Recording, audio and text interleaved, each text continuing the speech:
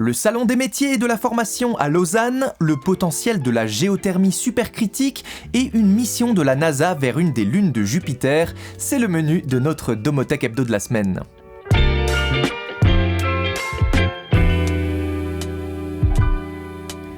Le Salon des métiers et de la formation s'est déroulé du 1er au 6 octobre à Lausanne.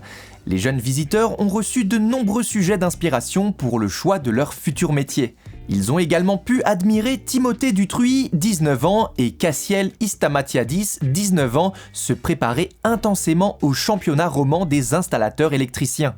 Organisé par EIT Valais du 4 au 9 février 2025 à Martigny, il mettra en lumière la relève de la profession.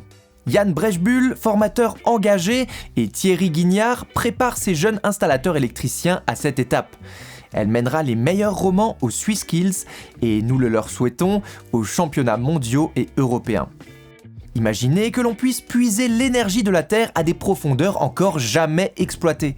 C'est justement ce qu'ont découvert des scientifiques de l'EPFL. Grâce à une machine révolutionnaire qui reproduit en laboratoire les conditions de pression et de température infernales qui règnent entre 5 et 8 km sous nos pieds, ils ont démontré que l'eau pouvait circuler même dans des roches dites ductiles, ces roches qui se déforment un peu comme du caramel mou. Résultat, cette découverte pourrait complètement changer notre façon d'exploiter la géothermie.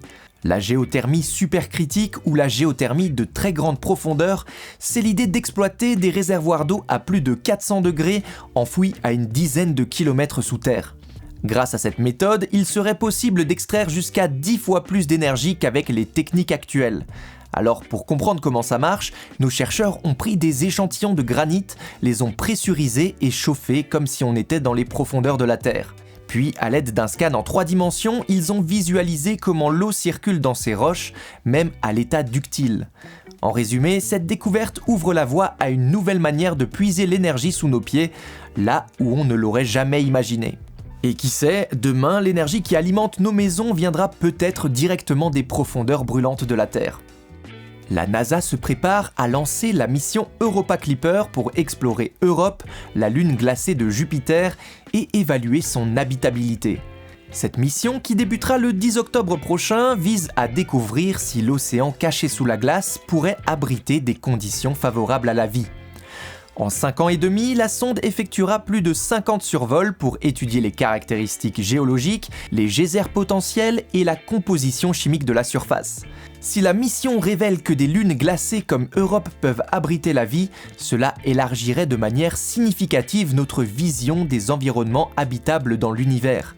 Les résultats pourraient avoir des répercussions importantes sur la recherche de vie extraterrestre et sur la planification de futures missions d'exploration spatiale, tant robotique qu'humaine, sur d'autres corps célestes.